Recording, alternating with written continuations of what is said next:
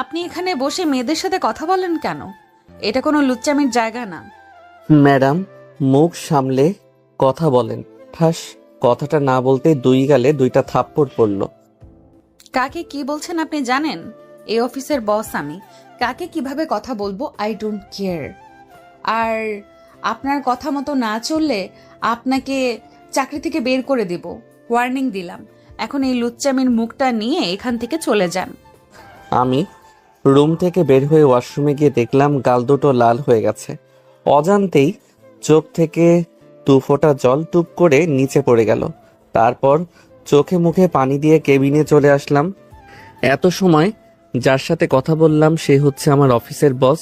তা তো আপনারা বুঝতেই পারছেন, কিন্তু আমার কাছে তার অন্য একটা পরিচয় আছে। আমার এক্স গার্লফ্রেন্ড তার কারণেই আমার সাথে এমন ব্যবহার করছে। গল্পের সাথে থাকেন, জানতে পারবেন। ও, আপনাদের তো আমার পরিচয় দেয়া হয়নি। আমি ইমন। বাবা মা মারা গেছে, আমার ছোট একটা বোন আছে। বাবা মা মারা যাওয়ার পর আমি বোনকে নিয়ে শহরে চলে আসি। এবার চলেন গল্পে ফেরা যাক। ম্যাডাম রুমে বসে একা একা ভাবছে। তুই আমার জীবনটা নরক বানিয়ে দিয়েছিস। তোর জন্য আমি প্রত্যেকটা রাত নির্ঘুম কাটাই। তোর জন্য হাসতে ভুলে গেছি। আমাকে বাদে তুই দিব্যি ভালো আছিস। থাকতে দিব না তোকে ভালো। এখন আমি চাকরিটাও ছাড়তে পারবো না। যেখানেই যাব সেখানেই 4 লাখ 5 লাখ টাকা চাইবে। জীবনে যা হবার তা হতে চলুক। তারপরও আমার বোনটার জন্য পৃথিবীর সব অত্যাচার দুঃখ আমার কাছে তুচ্ছ। কাজ করতে করতে দুপুরে লাঞ্চের সময় এসে গেছে। জান্নাতুল এসে, কি ইমন সাহেব, দুপুরে খাবার কি খাবেন না? খাবো না কেন? তাহলে চলেন একসাথে গিয়ে খাই। দেখলাম রাজীব রিমাও আসছে, একসাথে খাবার খাবে। তোমরা যাও, আমি বোনটার সাথে 2 মিনিট কথা বলে আসছি। তারপর ফোন দিয়ে জানলাম আন্টি আমার বোনটাকে খাইয়ে দিছে। তারপর নিজেও গেলাম খেতে। সবার সাথে খেয়ে কেবিনে চলে আসলাম। কাজ করতে করতে অফিসের সময় শেষ হলো। ইমন সাহেব বাড়ি যাবেন না? দাঁড়াও 2 মিনিট। তারপর জান্নাতুলের সাথে বেরিয়ে গেলাম। দেখলাম ম্যাডাম কালো প্রাইভেট কারে বসতে যাচ্ছে। এই মামা দাঁড়ান তো। জান্নাতুল, তুমি রিক্সা করে চলে যাও, আমার কিছু কিনতে হবে। আচ্ছা ওকে, বাই, টেক কেয়ার। তারপর আমি একটা কসমেটিক্সের শোরুমে গেলাম। বোনটার জন্য একটা ঘড়ি নিলাম, ব্র্যান্ডের ঘড়ি। তারপর বাসায় চলে আসলাম। বাড়িতে এসে ফ্রেশ হয়ে বোনকে আনতে গেলাম ছাদ থেকে। কোলে নিয়ে রুমে চলে আসলাম। বোন আমার কাছ থেকে মীরার কথা শুনে বলল, মীরা আপু, তোমার অফিসে আমি দেখতে চাই। আচ্ছা, কাল রেডি থাকিস, একসাথে যাব। মীরা রাতের খাবার খেয়ে ছাদে গিয়ে বসলো। হারানোর একটা বেদনা তার হৃদয়ে কষ্টের মেঘ জমানো। আকাশ থেকে পানি ঝরতে থাকে আর ভাবতে থাকে, চোখগুলো নিজের হয়েও অন্যের জন্য কাঁদে। স্বার্থপর চোখ দুটো। মীরা ছোট থেকেই ইমনের সাথে কোনো মেয়ে দেখলে সহ্য করতে পারতাম না। অথচ ইমন ঠিকই মেয়ের পারফিউমের গন্ধ সাথে লেগেই চলে। রাগে হাতে থাকা কফির মগটাকে ছুঁড়ে মারে। রাতের আকাশের দিকে তাকায় মীরা। চাঁদটা কিছুক্ষণ মেঘের আড়ালে ডুবে যাচ্ছে, আবার কিছুক্ষণ পর ভেসে উঠছে। যতই কষ্টে থাকুক না কেন, রাতের বিশাল খোলা আকাশের নিচে একাকিত্ব মনে আলাদা প্রশান্তি আসে। তারপর দিন মীরা অফিসে আসে। দেখলাম চোখে গাঢ় করে কাজল দেওয়া আর একটা পিঙ্ক কালারের শাড়ি পরে আসছে। অনেক সুন্দর লাগছিল। অনন্ত সৌন্দর্যের রাজকন্যা। মনে হয় চোখের মায়ায় হৃদয়টা ঘায়েল করে দিবে। চলে যাওয়ার দিকে তাকিয়ে রইলাম। কোমরটা আঁকাবাঁকা নদীর মতো। আল্লাহ অসাধারণ আর্টিস্ট দিয়েছেন নারীর মাঝে। অনেক নিপুণভাবে তৈরি করেছেন তাদের সৌন্দর্য। ঘোর লাগিয়ে দিবে আপনার চোখকে, নেশা ধরিয়ে দিবে আপনার মনে। একদিক একটা নারীর সৌন্দর্য, অন্যদিকে হাজারো ফুলের সৌন্দর্য রেখে পুরুষকে বলে যদি তাকাতে, তাহলে নারীর দিকেই তাকাবে। ভাবনার ছেদ ভাঙল মাহফুজের ডাকে। স্যার, আপনি এখানে চাকরি করেন? আর আগের চিন্তা ভাবনা মাথায় আনলে এখান থেকে চলে যাব। কথাটা বলতেই মুখটা কালো করে বসের কেবিনের দিকে চলে যায়। তারপর নিজের মাথায় 2টা থাপ্পড় দিয়ে, তুই আসলে একটা বেহায়া। ওই মেয়ের বিয়ে মনে হয় হয়ে গেছে, তুই তাকাস কেন? তার দিকে তাকাবি না। তারপর কাজ করা শুরু করলাম। 1 ঘন্টা কাজ করার পর একটা শান্তির নিঃশ্বাস ফেলে চেয়ারে হেলান দিলাম। এমন সময় মাহফুজা চলে যাচ্ছে, একবারও তাকালো না আমার দিকে। চোখটা একটু বুঝতেই, স্যার আপনাকে ম্যাডাম যেতে বলেছে। আরে চাচা, এত ছাড় কেন করেন? আমি আপনার ছেলের মতোই, নাম ধরেই ডাকবেন। ইমন নাম আমার। আচ্ছা বাবা, তোমার কিছু প্রয়োজন হলে আমাকে বললো। চাচা, একটা কথা জানার ছিল, ম্যাডামের কি বিয়ে হয়ে গেছে? না বাবা, ম্যাডামকে নাকি কোনো ছেলে কষ্ট দিয়েছে, তারপর সে বিয়ে করতে চায় না। কেবিনে গিয়ে ম্যাডাম আসবো? আসেন। ম্যাডাম কাছে গিয়ে কি প্রয়োজনে ডাকা? তোমাকে এখানে মাসের বেতন দিয়ে রাখা হয় কাজ করার জন্য, চেয়ার শান্তিতে বসে থাকার জন্য নয়। ম্যাডাম, আমার কাজ আমি শেষ করে ফেলছি। শেষ করছেন তো কি হয়েছে, অন্যদের কাছে সাহায্য করেন। আচ্ছা ম্যাডাম। তারপর কেবিন থেকে মনে মনে, হারামজাদি, তোর জামাই তোরে উঠতে বসতে পিটুনি উপর রাখতো তাহলে ঠিক হইতো। মনে হয় অফিসে আসার সময় তিতা খেয়ে আসে, না হলে এমন প্যাঁচার মতো মুখ করে রাখতো না। তারপর জান্নাতুল কেবিনে গিয়ে, তোমার কোনো কাজ থাকলে দিতে পারো। হারামি আসলেই একটা লুচ্চা। এত কর্মচারীর মাঝে তাকে মেয়ের কাছে যাইতেই হবে। তো রাতের ঘুম হারাম করে দিব। তারপর আবার ডাক পড়লো বসের কেবিনে। এই পেতনি চালায় শান্তি নাই। ম্যাডামের কেবিনে গিয়ে, জি ম্যাডাম আমাকে ডেকেছেন? ম্যাডাম কিছু না বলে আমাকে 3টা ফাইল দিয়ে বলল, এই 3টা ফাইল কালকের মধ্যে চাই। ম্যাডাম এইগুলো 2 দিনেও শেষ করতে পারবো না।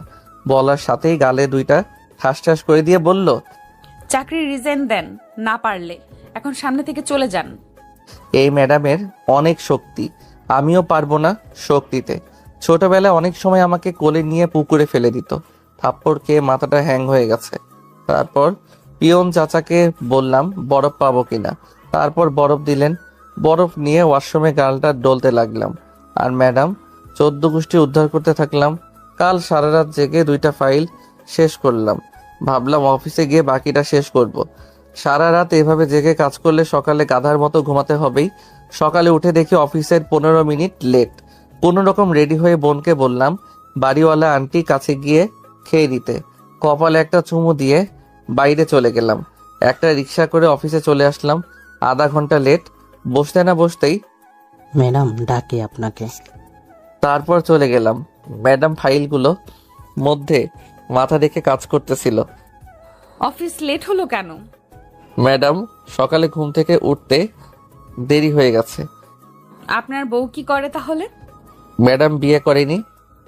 ম্যাডাম মাথাটা তুলে যখন রাগে থাপ্পড় দিতে যাবে তখন ভয়ে চুপসে গেল। সারা রাত না ঘুমালে চোখ কিছুটা লাল হয়ে গেছে। আমি ছোট ছোট চোখ করে ম্যাডামের দিকে তাকিয়ে রইলাম। পরের বার যেন এরকম না হয়। আমি বের হতেই ম্যাডাম বুকে থুতু দিলেন। তারপর বাকি কাজ করতে করতে লাঞ্চের সময় হয়ে গেছে। তারপর লাঞ্চ করে বাকি কাজটা করে ম্যাডামের কেবিনে গিয়ে, ম্যাডাম আসবো? আসেন ম্যাডাম। কাছে গিয়ে ম্যাডাম ফাইলগুলো চেক করে দেন। ম্যাডাম বসবো একটু? আমার সামনে কোনো লুচ্চা বসতে পারবে না, সোফায় গিয়ে বসেন। আমি সোফার দিকে যেতে যেতে বললাম, আমি নারীদের সম্মান চোখে দেখি, আপনি কোন অ্যাঙ্গেল থেকে আমাকে লুচ্চা বলতেছেন? 14টা মেয়ের সাথে লুচ্চামি করতে পারো, আর লুচ্চা বলাতে শরীর জ্বলে কেন? আপনি কোন প্রমাণ থেকে এসব বলতেছেন? দেখলাম ম্যাডাম রেগে মোবাইলটা সোফায় ছুঁড়ে মারলো। নে দেখ তোর লুচ্চামি। তারপর মোবাইলটা হাতে নিয়ে যা দেখলাম, নিজের প্রতি নিজের বিশ্বাস হারিয়ে গেল। দেখলাম আমার সাথে কলেজের ক্লাসমেটের কিস করে সাথে থাকা পিকগুলো আসলে বিশ্রী দেখতে, শরীরের সাথে লেপটে চুমু দিয়ে আছে। এখন যদি বলি আমার এত কোনো হাত নেই, এটা প্ল্যান করে করছে, তার জন্য থাপ্পড়ও পেতে পারি। তাই কিছু না বলে ফাইলগুলো নিয়ে কেবিনে চলে গেলাম। সত্যিটা দেখে মনে হয় গায়ে জ্বালা উঠে গেছে। শালা হারামি লুচ্চা। এইভাবে কেটে গেল 5 মাস। মীরা আমাকে নানাভাবে অপমান করত, কষ্ট দিত। তারপরও ওকে দেখার জন্য নানা বাহানায় দেখতে চলে যেতাম ওর কেবিনে। একদিন ম্যাডামকে ফাইল হাতে দিতে গিয়ে ইচ্ছে করে একটু হাতে টাচ করি, সে রেগে পাশে থাকা গ্লাসের পানি আমার উপর ছুঁড়ে মারে। তোর মতো লুচ্চা কখনো আমাকে টাচ করতে পারবি না। পরের বার এইরকম হলে ঘাড় ধরে অফিস থেকে বের করে দিব। অপমানে মাথাটা নিচু করে, ম্যাডাম আমি এখন যাব কি করে? শার্ট তো ভিজে গেল। আপনি শার্টটা খুলে এখানে শুকাতে দিন। আমি পিয়নকে বলছি মার্কেট থেকে একটা শার্ট নিয়ে আসতে। ম্যাডাম আপনার সামনে খুলবো? আরে লুচ্চার দেখে লজ্জাও আছে। কিছু না বলে শার্ট খুললাম। ম্যাডাম আমার বুকের গলার দিকে তিলটা হা করে তাকিয়ে আছে। কি লুচ্ছি মেরে বাবা, আবার আমাকে বলে লুচ্চা। কিছুক্ষণ পর পিয়ন এসে শার্ট দিয়ে গেল। আমি শার্টটা পরে মানিব্যাগ থেকে ম্যাডাম শার্টের টাকা, ম্যাডাম ঠাস করে একটা চট দিয়ে বলল, তোর কত বড় সাহস আমাকে টাকা দিস? চাকরের মতো থাকবি। শত অবহেলার মাঝেও ওর পিছু শুধু ঘুরতাম একটু দেখার জন্য। নানাভাবে ওর কেবিনে যেতাম। অবশ্য ম্যাডাম সেটা বুঝতো। আমি জানি ছবিগুলো কারণে ওর কাছে আমি অবহেলিত, অথচ একটা সময় ওর কাছে আমি সবচেয়ে দামি মানুষ ছিলাম। আমার আঘাতে, আমার কষ্ট যে মেয়েটি নিজেই কাঁদতো, অথচ সেই প্রতিনিয়ত অবহেলা কষ্ট দিয়ে যাচ্ছে একটা ভুল বোঝার কারণে। আমি ভেবেছিলাম ওকে আমি আবার আমার করে নিবই। একদিন ম্যাডাম কেবিনে গেলাম ফাইল আনতে। ম্যাডামের সামনে গিয়ে দাঁড়াতেই বুঝতে পারলাম ম্যাডামের পায়ে পাড়া দিয়ে ফেলছি। ম্যাডাম ঠাস করে একটা চট দিয়ে বলল, তোর কত বড় সাহস আমার পায়ে পাড়া দিয়ে পা নোংরা করিস? এখনই পাটা মুছে দে। অপমানে চোখের পানিগুলো টলমল করছিল। কিছু না বলে পাটা টিস্যু দিয়ে মুছে চলে আসলাম ফাইল নিয়ে। মীরা রাতে শুয়ে ভাবছে, আমি কেন নিজেকে শেষ করে দিচ্ছি ওর মতো লুচ্চার জন্য? কালী বাবাকে বলবো আমি বিয়ে করতে রাজি আছি। এই লুচ্চার সামনে থেকে আরো অনেক কষ্ট পাচ্ছি। চলে যাব ওর থেকে অনেক দূরে। তার পরের দিন বোনকে কোলে নিয়ে রহমান আঙ্কেল অফিসে আসলেন। বোন তো আমাকে দেখে আঙ্কেলের কাছ থেকে নেমে আমার কাছে এসে গালে দুটো চুমু দেয়। মীরা সবকিছু সিসি ক্যামেরায় দেখছিল। একটু পর মীরা তার বাবার কাছে এসে, বাবা তুমি এদের চিনো? মীরা কিছুটা অবাক হলো আর ভাবতে লাগলো, তার মানে বাবা ইমনের বাসায় সময় কাটাতো, অথচ আমি কিছু জানি না। আঙ্কেল আমার কাছ থেকে বোনটাকে নিয়ে, এ হচ্ছে আমার মেয়ে, এটা তোমার আপু লাগে। মীরা তার বাবার কাছ থেকে বোনকে নিয়ে কেবিনে চলে যায়। আর হ্যাঁ ইমন, তোমার জন্য আশা কাল আমার মেয়েকে দেখতে আসবে, তোমাকে যেতে হবে। আমার ভিতরটা কেঁপে উঠল। মাথা নাড়িয়ে হ্যাঁ বোঝালাম। তোমার বোনকে আমি নিয়ে যাব। না আঙ্কেল, অফিস শেষে আমি নিয়ে যাব। ওকে, আর কাল মনে করে চলে এসো। হারানোর ভয়ের একটা অনুভূতি থেকে চোখের পানি আপনা আপনি ঝরে পড়ে। অন্যদিকে ম্যাডাম বোনের সাথে কথা বলতে, আচ্ছা তোমার ভাই তোমাকে কিভাবে আদর করে?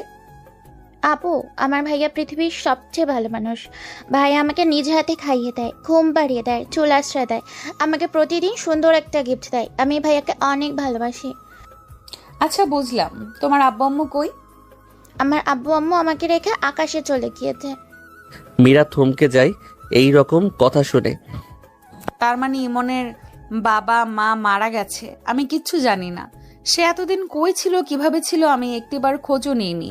নিজের প্রতি নিজেরই ঘৃণা হচ্ছে। ম্যাডাম বোনকে জড়িয়ে ধরে কাতুকুতো দেয়। শ্রাবন্তী হাসতে থাকে। আপু, মেরে ফেলবা নাকি এইভাবে? তারা দুষ্টুমি করতে থাকে। এই কয়েক মিনিটে দুইজন একে অপরের সাথে খুব ভালো করে মিশে যায়। দুপুরে খাবার মীরা শ্রাবন্তীকে খাইয়ে দেয়। আমি অনেকক্ষণ কেঁদে ম্যাডামের কেবিনে গেলাম। গিয়ে দেখি বোনটা ঘুরাচ্ছে। আসবো ম্যাডাম? আসেন। আমি ফাইলটা দিয়ে বোনকে কোলে নিয়ে কপালে চুমু দিয়ে বাইরে চলে আসি। তারপর একটা রিক্সা করে বাড়িতে চলে আসি। মীরা ফাইলটা হাতে নিয়ে দেখে ভিজে আছে। দেখে বলল, তার মানে ইমন কি কান্না করছিল? কিন্তু কেন? বোনকে খাইয়ে রাতে ছাদে চলে যাই। মীরা ইচ্ছে থেকেই বিয়ে করতে যাচ্ছে। তার মানে মীরা আমাকে ভালোবাসে না। আগের কথাগুলো মনে পড়ে গেল। আরে ও তো তোর বাবা মার মৃত্যুতেই তোকে দেখতে আসেনি, আবার তোর ভালোবাসা দেখে তাকে আপন করে নিবে। বোকা নাকি তুই? ওর কাছে তুই একটা সাধারণ কর্মচারী। তুই কেন ওকে পাগলের মতো ভালোবাসিস? আপনা আপনি থেকেই হৃদয়ে প্রশ্ন ছুঁড়ে মারলাম। রাতের নিস্তব্ধ আকাশে নিচে অনেকক্ষণ কান্না করলাম। মনে একটা অভিমান নিয়ে ভালোবাসার কাছে নিজেকে পরাজিত মানলাম। একটা মন বারবার বিষাক্ত তীরে আঘাতে মেরে ফেলতেছে জীবন্ত অবস্থাতেই। একটা অভিমান নিয়ে রুমে চলে গেলাম। বোনের ঘুমন্ত মুখটা দেখে একটা শান্তির নিঃশ্বাস ছাড়লাম। জড়িয়ে ধরে ঘুমিয়ে পড়লাম নতুন কোনো সুখের আশা না করে। বেঁচে থাকবো স্বার্থপর হয়ে, নিজের মনের চাওয়া অপূর্ণতা রেখে, শুধু বোনটাকে ঘিরে বেঁচে থাকবো জীবন অস্তিত্বের কষ্টের আলপনাতে। ম্যাডাম অফিস শেষে চলে গেল নদীর ধারে চেনা জায়গায়। জীবনে যাকে সবচেয়ে বেশি ভালোবাসতাম তাকেই জীবনে সবচেয়ে বেশি ঘৃণা করলাম। অবাকময় পৃথিবীর জগৎ সংসার। একটা জীবনে কেন অপূর্ণতা, হা হুতাশ এত কারাঘাত করে মানুষকে? ম্যাডাম কিছুক্ষণ থেকে গাড়ির দিকে আসাতে থাকে। তখন একটা গাছের দিকে নজর যায়, দেখে দুইটা শালিক পাখি একটু চুপটি করে বসে আছে আর একটা মাথায় ঠোঁট দিয়ে বেনি করে দিচ্ছে। ভালো লাগায় মুখটা মলিন হয়ে উঠল তার। তারপর বাড়িতে চলে আসলো। এসে দেখে মাহফুজা অনেক কাপড় একসাথে করে দেখে যাচ্ছে। কিরে, কি করছিস? আপু বলো না কোনটা পরলে আমায় বেশি ভালো লাগবে? কিরে, বিয়ে আমার সাজুগুজু নিয়ে ব্যস্ত আছিস তুই, ব্যাপারটা কিরে? আপু কাল স্যার এই বাড়ির অনুষ্ঠানে আসবে, স্যারের ক্রাশ হতে চাই আমি। তোর ছাড়, তাহলে কে রে? ওই যে তোমার আব্বুকে বাঁচিয়েছিল, ইমন নাম, বজ্জাত। স্যার একবার ফিরেও দেখে না আমাকে। মীরা কিছুটা অবাক হলো, আবার রাগ হলো। ছাড় কি তোকে পছন্দ করে? আরে আপু আমাকে ডিরেক্ট না করে দিছে প্রপোজ করাতে, অথচ আমি কত ছেলে আমার পিছনে ঘোরে। আপু তুমি আমাকে হেল্প করো না ওই স্যারের সাথে আমার বিয়ে হতে। আমার বাবা তো তোমার বাবার চেয়েও বড় লোক। তুমি ওকে এসব বলবা আর বলবা আমি পাগলের মতো ভালোবাসি তাকে। সে তো তোমার অফিসেই কাজ করে, তুমি চেনো না তাকে। আমি তো সেদিন স্যারের কথা বলে বাড়িতে চলে আসি। আপু স্যারকে কি বলবো, মেয়েদের তিল নাকি পুরুষের নজর কাড়ে, আর আমার স্যারের তিল দেখে নজর কাটছে। ম্যাডাম মনে মনে অ্যাটম বোম হয়ে গেছে, শুধু ফুটতে পারছে না। তারপর দিন সকালে ঘুম থেকে উঠে ফ্রেশ হয়ে হালকা নাস্তা করলাম বোনকে সাথে নিয়ে। বোনকে সুন্দরভাবে সাজিয়ে রেডি করলাম। আমি কালো শার্ট আর প্যান্ট পরলাম। তারপর রিক্সা করে মীরার বাসায় চলে আসলাম। বাসায় ঢুকে দেখলাম অনেক বড় বাড়ি, খুব সুন্দরভাবে সবকিছু সাজানো গোছানো। আঙ্কেলকে দেখে বোন আমার কোল থেকে নেমে দৌড়ে রহমান আঙ্কেল কোলে গিয়ে ওঠে। আঙ্কেল, আঙ্কেল, ওই ছোট্ট পুকুরটা কত সুন্দর মাছ। গ্লাসের ভিতর বিদেশি মাছগুলো দেখে আঙ্কেলকে বলতেছে আর কি। হঠাৎ বুঝতে পারলাম কেউ আমার হাত ধরে টেনে নিয়ে যাচ্ছে।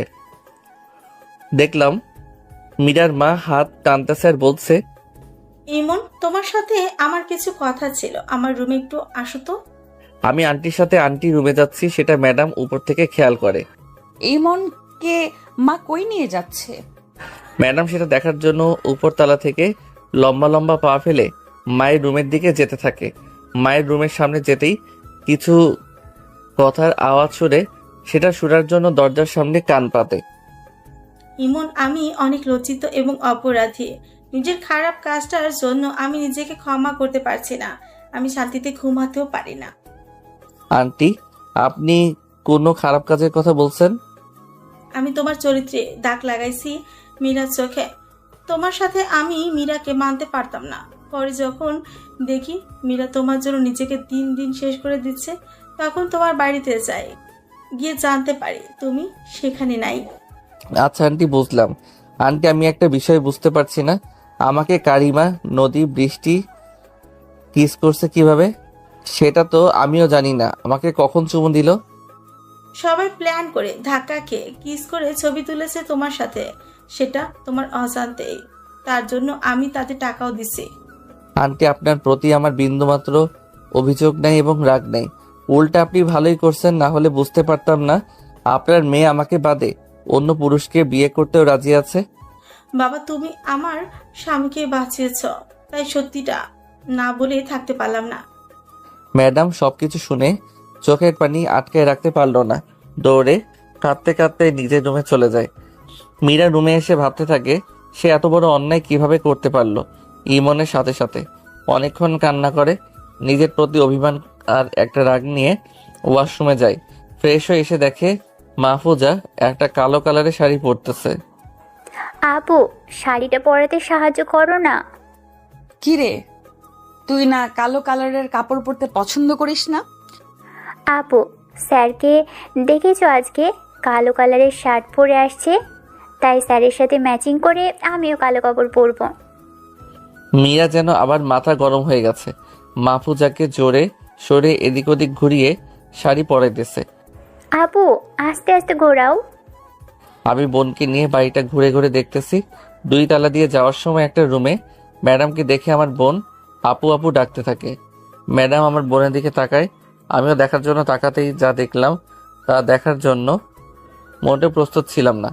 বিশ্বাস করেন ভাই, দেখলাম মীরা পেটে কাপড় নেই, শাড়ির আঁচলটা মাটিতে পড়ে আছে, সরু পেটটার মাঝখানে অনেক সুন্দর দেখতে নাভিটা। চোখটা যেন ফিরাইতে মন চাইতেছে না। 3 সেকেন্ডের মতো দেখে বোনকে দেখিয়ে দিলাম দৌড়।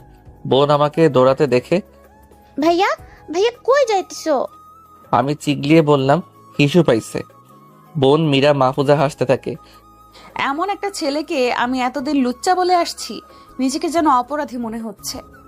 মীরা শাড়িটা পরা শেষ করে চোখে কাজল দিচ্ছে। আমার বোন বলল, আপু আমাকে লাগিয়ে দাও। আচ্ছা দিচ্ছি, তোমার ভাইয়া লাগাতে পারে না। ভাইয়া নাকি ভয় পায়। গাড়ির আওয়াজ শুনে বুঝতে পারলাম ছেলেপক্ষ এসে পড়েছে। মীরা আমাকে ছাড়া অন্য একটা পুরুষের যেন সাজুগুজু করতেছে ভাবতেই এখন আর কষ্ট লাগে না, ঘৃণা হয়। যে কষ্টগুলো একসময় আপনাকে অনেক কাঁদাতো, সেই কষ্টগুলো একসময় মনে ঘৃণায় পরিণত হয়। আমি বোনকে আনতে গেলাম। দরজার সামনে গিয়ে শ্রাবন্তী ভাইয়া কাছে আসো। আসছি ভাইয়া। বোন আমার কাছে আসতেই হাঁটু গেড়ে বসে মাথার পেছনে আলতোভাবে ধরে। আরে আমার বোনটা দেখি পরীর মতো লাগছে। মীরার দিকে তাকালাম, দেখলাম আমার দিকে তাকিয়ে আছে। এমন সময় স্যার চলুন, ছেলেপক্ষ কই আছে দেখে আসি। স্যার কেমন লাগছে আমাকে? মীরাকে রাগানোর জন্য বললাম, অনেক সুন্দর লাগতেছে। ছেলে না, মীরা আপুকে রেখে তোমাকে বিয়ে করতে চাই। আপনি করলেই হবে। কি বললা? কিছু না স্যার, চলুন তো। আমরা নিচে যাওয়ার পর উপরে কিছু একটা ভাঙার আওয়াজ শুনলাম। মীরা, উপরে কি হচ্ছে? তোমার জন্য সবাই অপেক্ষা করতেছে। আমাকে কি বললো আমি তার আপু লাগি, আবার বলে মাহফুজা আমার থেকে সুন্দর। রাগের মাথায় নিয়ে মুখে একটা মুচকি হাসি দিয়ে মীরা নিচে নামছে। প্রতিটা সিঁড়ির ধাপ যেন আমার চোখে ঘৃণার দৃষ্টি ফেলছে। মীরা ছেলে সামনে বসতেই ছেলে হা করে তাকিয়ে আছে। আমি বোনকে কোলে নিয়ে দাঁড়িয়ে একসাথে মাহফুজা আমি কথা বলতেছি হাসি মুখে। মীরা সেটা দেখে চোখে পানি টলমল করছে, মনে হয় চোখের পাতা বুঝলেই টুপ করে পানি নিচে পড়ে যাবে। হারামি আমাকে অন্য ছেলের কাছে দেখে, তার হৃদয়ে একটু কষ্ট হচ্ছে না নাকি হাসি খুশি থেকে আমাকে ভাব দেখাচ্ছে? স্যার আপনার মাথায় কি যেন লেগে আছে। মাহফুজা পা দুটো উঁচু করে পরিষ্কার করে পাশে দাঁড়াতেই ম্যাডাম মাহফুজার কাছে গিয়ে গলায় এক হাতে চেপে ধরে আর এক হাতে আমার দিকে আঙুল তোলে। ও শুধু আমার, শুধুই আমার, কানে ঢুকিয়ে নে ভালো করে কথাটা। মাহফুজা গলা থেকে হাত ছুটাতে ছুটাতে ছটফট করতেছে। আমি ভয়ে পেছনে সরে গেলাম। তারপর মীরা হাতটি সরাতেই মাহফুজা কাশতে থাকে। ম্যাডাম পাত্রকে বলতে লাগলো, এই মুহূর্তে এই বাড়ি থেকে চলে যাবি। এই মেয়ে ভূতে ধরছে নাকি? কথাটা বলার সাথে সাথে ম্যাডাম ছেলেটাকে একটা চড় দিয়ে বলল, এখনই বাড়ি থেকে বের হ লুচ্চা কোথাকার। ছেলের পক্ষ ভয়ে অপমানে তাড়াহুড়ো করে বের হয়ে যায়। মাহফুজা ফ্লোরে বসা থেকে উঠতে চাইছে। আমি যেই তুলতে যাব তখন ম্যাডাম বলল, ইমন আমার দিকে তাকা। রাগী চোখগুলো দেখে বোনকে কোলে নিয়ে বাড়ি থেকে বের হয়ে গেলাম। মাহফুজা একটু ঠিক হতেই রুমে গিয়ে তাড়াহুড়ো করে ব্যাগ গুছিয়ে বের হতে হতে বলতে থাকে, আমিও দেখে নিব তুই এই ছেলেকে কিভাবে আপন করিস। আরে যা যা, তুই কি বালটা করবি আমার জানা আছে। মীরা তার বাবার রুমে যায়। বাবা তুমি কিন্তু কিছু উল্টাপাল্টা কইরো না মায়ের মতন। মামনি, আমি সব জেনে গেছি আর আমি তাতে অনেক খুশি। ইমন অনেক ভালো ছেলে। তুমি চাইলে আমি ইমনকে রাজি করাতাম। ফাও টাকা খরচ করে অন্য ছেলেকে দেখানোর মানেই হয় না। মীরা বাবার কপালে একটা চুমু দেয়। রহমান চৌধুরী আজকে অনেক বছর পর দেখতে পায় তার মেয়ে খুশিতে তাকে চুমু দিয়েছে। ভাবতেই চোখে পানি চলে আসে। মীরা চোখের পানিগুলো মুছে রুমে চলে যায়। অথচ রহমান চৌধুরী এই কয়টি বছর মেয়েকে কত কিছুই কিনে দিছে, বাট কখনো খুশি করতে পারেনি। আমি বোনকে কোলে নিয়ে রেস্টুরেন্টে গিয়ে সেখান থেকে কিছু খাবার খেয়ে বাড়িতে চলে আসি। বাড়িতে এসে সামনে দেখি অনেকগুলো প্রাইভেট কার। সিঁড়ি দিয়ে উঠে দেখি ঘাড়তেরা মুকবল নাগিন ড্যান্স নাচতেছে, কিন্তু গান গাচ্ছে অন্য আরেকটা। নাচতে নাচতে আমাকে দেখে বোনকে কোল থেকে নামিয়ে বোনকে নিয়ে আমাকে ঘুরে ঘুরে নাচতেছে আর বলতেছে, তোমারে বিয়া দেবো, তোমারে বিয়া করাইয়া দেবো। কি আজব গান রে বাবা। আঙ্কেল, আপনার শরীর ঠিক আছে তো? আরে আমি পারফেক্ট আছি, চিনা টান টান করে, চাইলে আর একটা বিয়ে করতে পারবো। কি আঙ্কেল, আপনি আর একটা বিয়ে করবেন? খারান, আমি এখনই আন্টিকে গিয়ে বলে আসছি। বলেই দৌড়। আজকে আমি শেষ, এমন বাছা আমায়। বোন রুমের কাছে গিয়ে ভয় ভয় চোখে দাঁড়িয়ে থাকে। বোনকে এমন দেখে মুকবল আঙ্কেলকে পাশ কেটে বোনের কাছে যাই। গিয়ে দেখি ভিতরে অনেক মানুষ, সবাই কোট পরে আছে, মনে হয় অনেক বড় লোক। আমি বোনকে কোলে নিয়ে রুমে গিয়ে সালাম দেই। সবাই উত্তর নেয়, ইমন, তোমার জন্যই অপেক্ষা করছি। আর তুমি তো ইমন নাকি? হ্যাঁ আঙ্কেল, আমি ইমন। আপনাদের চিনতে পারলাম না। একটু বসো, তোমার সাথে কথা আছে। মুকবল আঙ্কেল আর আন্টি একসাথে দাঁড়িয়ে আছে। আমি হলাম মাহফুজার বাবা, দেশের বিশিষ্ট ব্যবসায়ী মোজাম্মেল চৌধুরী। আমার মেয়ে তোমাকে অনেক ভালোবাসে এবং বাড়িতে গিয়ে তোমার জন্য পাগলামি করছে। তো আঙ্কেল, আমি কি করতে পারি? তুমি আমার মেয়েকে বিয়ে করবে? আঙ্কেল, আমি পারবো না। কেন? আমার মেয়ে দেখতে খারাপ? আঙ্কেল, সেটা নয়। তাহলে কি মায়াকে ভালোবাসো? না আঙ্কেল। তাহলে কি তোমার টাকা, বাড়ি, গাড়ি লাগবে? এবার রাগে চিল্লিয়ে বলতে থাকলাম, আমার ভিতরে আত্মা মরে গেছে, আমার মন কাচের মতো ভেঙে গেছে, সেটা কখনো জোড়া লাগবে না। আমার কোলে ছোট্ট মেয়েটি দেখছেন, ওর জন্য আমার বেঁচে থাকা। আমার মন জ্বলন্ত আগুনে পুড়তেছে।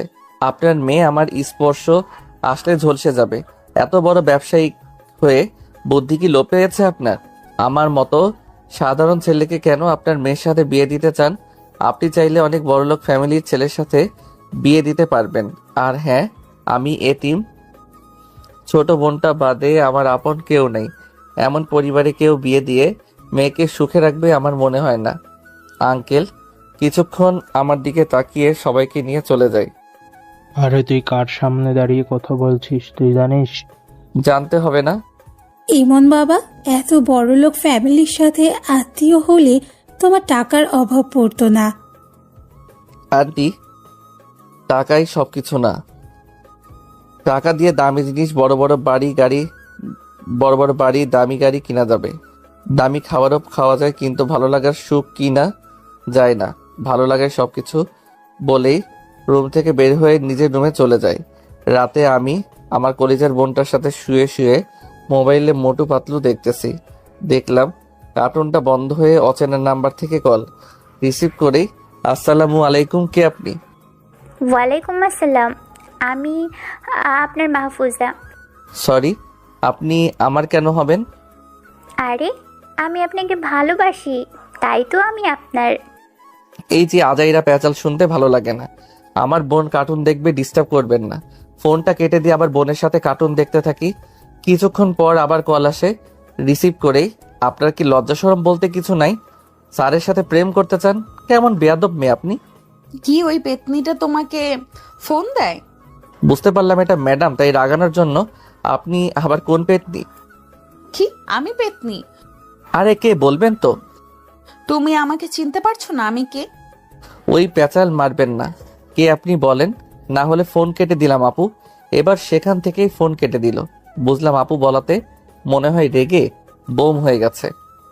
পাশ ফিরে দেখি বোন কপালে হাত দিয়ে ঘুমিয়ে আছে। কপাল থেকে হাতটা বুকে সুন্দরভাবে রেখে দিলাম।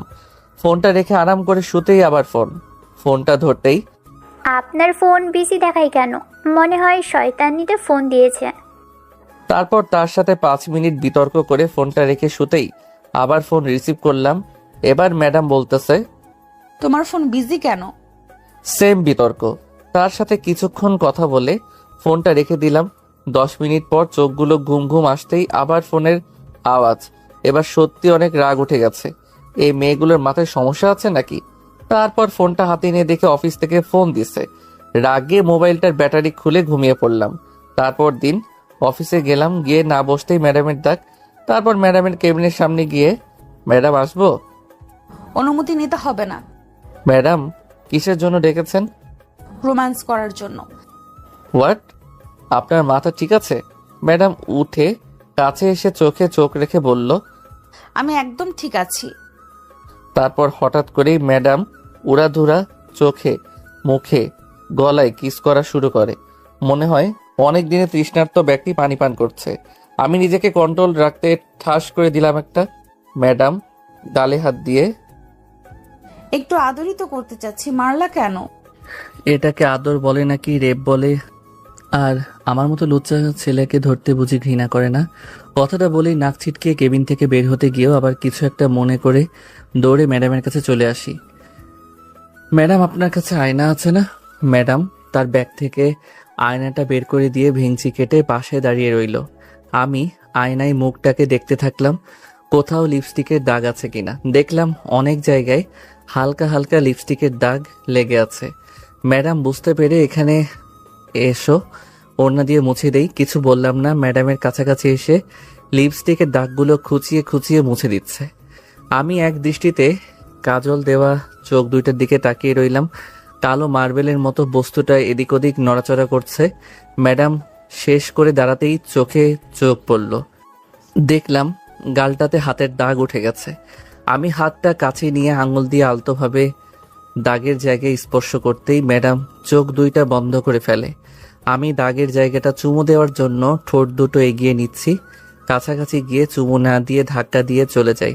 ম্যাডাম হাত ধরে বলল, কি রে, আমাকে ভালো লাগে না?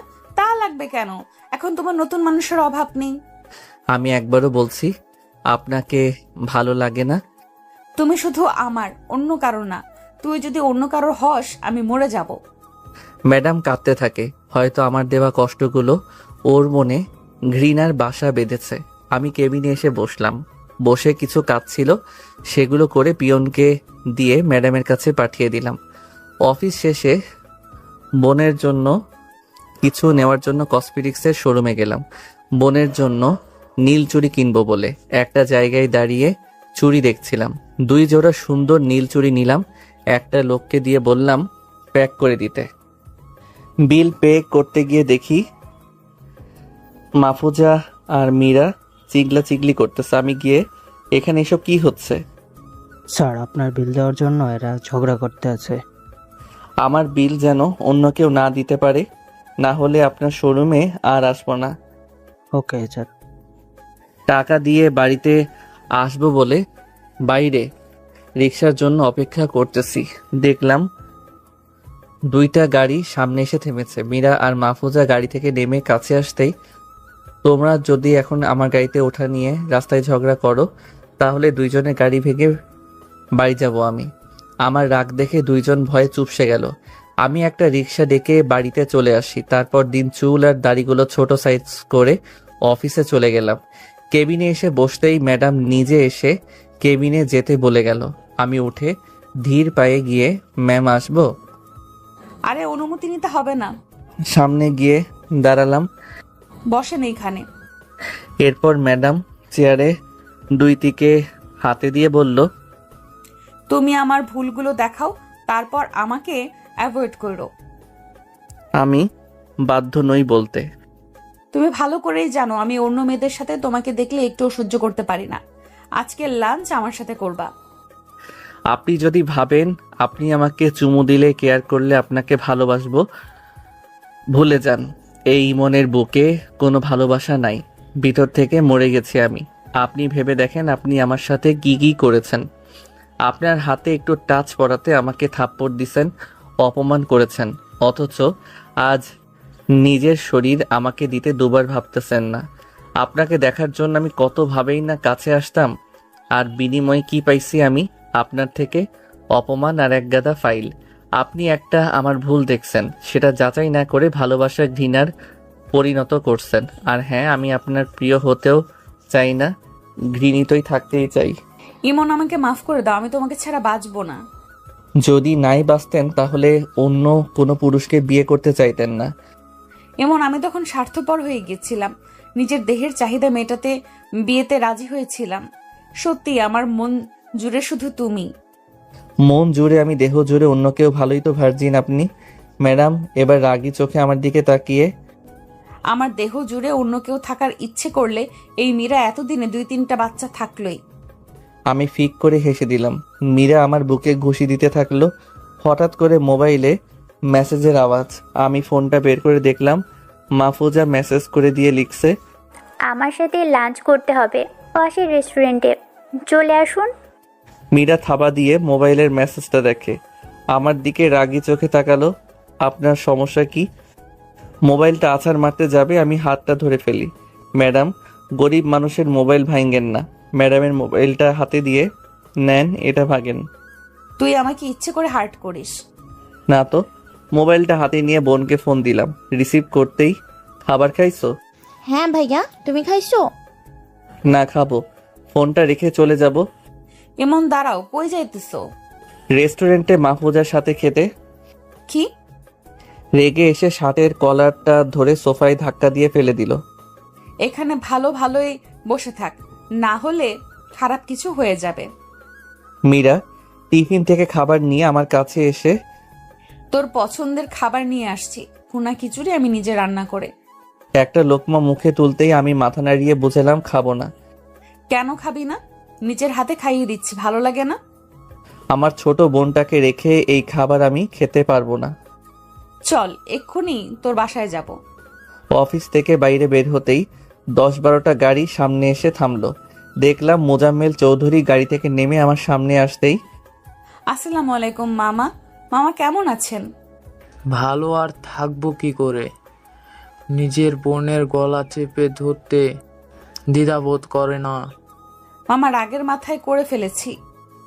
এমন, তুমি না বলে মীরাকে ভালোবাসো না? তাহলে ওর সাথে কই যাইতেছো? আঙ্কেল, মীরা আমার জন্য ভুনা খিচুড়ি রান্না করে আনছে। আমাকে খেতে বলাতে আমি বললাম আমার বোনকে বাদে খেতে পারবো না। আচ্ছা, তাহলে আমার মেয়েও যাবে তোমার বাসায়। গাড়িতে গিয়ে বসো। আঙ্কেল, মীরাও যাবে। গাড়িতে গিয়ে আমি ঢুকতেই দেখলাম মাহফুজা কালো সানগ্লাস পরে বসে আছে। চেপে বসেন। একটু চাপতেই 2জনের সিটে 3 জন বসলাম। স্যার, আপনি আমাকে ভালোবাসেন না বুঝলাম, মানবতার খাতিরে তো মীরা হাত গলা থেকে ছোটানো দরকার ছিল। আমি ডিরেক্ট বললাম মীরাকে আমি স্পর্শ করতে পারবো না। মীরা মানা করছে। কথাটা বলাতে মাহফুজা মুচকি হাসলো আর মীরা রাগী চোখে তাকিয়ে রইল। সিটে হেলান দিয়ে কিছু সময় বসে থেকে হাতে পানির স্পর্শ তাকিয়ে দেখি মীরা কাঁদতেছে। কিছু বললাম না। গাড়ি থেকে নেমেই দেখি মীরা, মাহফুজা 2জন হাতেই দেখি টিফিন বক্স। আল্লাহ, এই 2টা মাইয়া পাগল করে দিবে। রুমে ফ্রেশ হয়ে বোনকে আঙ্কেলের রুম থেকে গিয়ে নিয়ে আসি। এসে দেখি 2জন খাবার রেডি করে বসে আছে। আমি বোনকে বললাম, আপু বলাতে 2জনই চোখ দিয়ে মেরে ফেলতে চাইছে। ভাইয়া, তোমাকে বাদে খাবো না আমি। তারপর 2জন একসাথে গিয়ে বসি। বসতেই 2জনে লোকমা নিয়ে মুখ ধরে আছে। আমি প্রথম মীরারটা খেলাম, তারপর মাহফুজারটা। বোন আমার দিকে তাকিয়ে, আমাকে কি খাবার খেতে আসছো? আমি তাড়াহুড়ো করে মীরার বক্স থেকে বোনের মুখে লোকমা দিলাম। খাবার শেষে বাইরে গিয়ে দাঁড়াতেই, আপু, তুমি রিক্সা দিয়ে চলে যাও। মনে হলো গাড়ি নিয়ে অহংকার দেখালো। এইভাবে 2 মাস ধরে 2জনে পাগলের মতো পেছনে পড়ে আছে। একদিন অফিস শেষে বোনের জন্য একটা কেক আর কিছু সুন্দর সুন্দর গিফট কিনলাম, কারণ আজকে আমার কলিজার জন্মদিন। সন্ধ্যার পর বাড়িতে যেয়ে দেখি বাড়ি বেলুন আর বাতি দিয়ে সাজানো। পুরো বাড়ি বেলুন আর বাতি দিয়ে ভরে ফেলছে। বাড়িতে ঢুকে দেখি বাড়িতে অনেক মানুষ। বুঝলাম মীরা আর মাহফুজার কাজ। অনুষ্ঠানটা ছাদে হচ্ছে। কয়েকজন মানুষ আমার দরজার সামনে দাঁড়িয়ে আছে। এখানে আপনাদের কি? আপনার বোনকে প্রথম ছাদে নিয়ে গিয়েছিলাম, হঠাৎ করে ছাদ থেকে দৌড়ে এসে রুমে দরজা দিয়ে বসে আছে। কখন থেকে ডাকছি, দরজা খুলছে না। এখন আপনারা এখান থেকে যান। লোকগুলো ছাদে চলে গেল। আমি বোনকে ডাক দিলাম। আমার কলিজার বোনটা দরজা কেন খুলছে না? বোন আমার দরজা খুলেই ভয়ে বুকে জড়িয়ে ধরে, মনে হচ্ছে ওকে কেউ মেরে ফেলতে চাইছে। আমার ডাক্তারের কথা মনে পড়ে গেল। আমার খেয়াল ছিল না আমার বোন বেশি মানুষ দেখলে প্রচণ্ড ভয় পায়, বিশেষ করে বেশি মানুষ ঘিরে দাঁড়ালে। মনে হয় ওকে ছাদে সবাই ঘিরে দাঁড়াইছে। প্রচণ্ড রাগ উঠে গেল আমার। বোনকে বললাম, ভয় পেও না, এই তো তোমার ভাইয়া তোমার সাথে। গিফটগুলো খাটে রেখে কেকটা টেবিলের একপাশে রেখে মোবাইলটা বোনের হাতে দিয়ে ছাদের দিকে যেতে যেতে শার্টের হাতাগুলো কোনই পর্যন্ত তুলে ছাদে যেতেই সবাই বলে উঠল, এই তো ইমন এসে গেছে। দেখলাম ছাদের দুই পাশে কেক সাজানো। টেবিলের উপর থেকে কেকটা ফেলে দিলাম। রাগে চিগলিয়ে বলতে থাকি, আপনাদের কে বলেছে এসব করার জন্য? বলতে বলতে ওই টেবিলের কেকটাও থাবা দিয়ে ফেলে দিলাম। ছাদে মুকবল আঙ্কেল, আন্টি, রহমান চৌধুরী, মোজাম্মেল চৌধুরীও আছে। মুকবল আঙ্কেলকে বললাম, আপনি তো আমার বোন সম্পর্কে সবকিছু জানতেন, তারপর এসব করতে দিলেন কেন? ইমন, আমি অনেক বাধা দিচ্ছি, তারা শোনেনি। ইমন, তোমার বোনের জন্মদিন অনুষ্ঠান করে কি বড় ভুল করে ফেলেছি আমরা? আমার বোনের জন্য আপনারা জন্মদিন না, মরণের অনুষ্ঠান বানিয়েছেন। একটা ছেলে আমার কাছে এসে, ভাইয়া আপনি বোনকে নিয়ে এত অ্যাটিটিউড দেখাচ্ছেন। রাগে ছেলেটার নাক বরাবর একটা ঘুষি দিয়ে ছাদ থেকে নেমে যাই। রুমে এসে বোনকে কোলে নিয়ে বাড়ি থেকে নেমে একটা গাড়ি করে ব্রিজে যেতে থাকি, বোনকে নিয়ে একাকিত্ব সময় কাটানোর জন্য। আপনারা সবাই ভুল করছেন অনুষ্ঠানটা করে, তার কারণ আমি বলছি আপনাদের, শুনুন। মুকবল আঙ্কেল বাবা মার মৃত্যু থেকে সবকিছু সবাইকে বলে। রিলেটিভরা শুনে মুখটা কালো করে রহমান চৌধুরীকে আর মোজাবেল চৌধুরীকে দুই একটা কড়া কথা বলে চলে যায়। এদিকে মীরা বসে বসে কাঁদতেছে।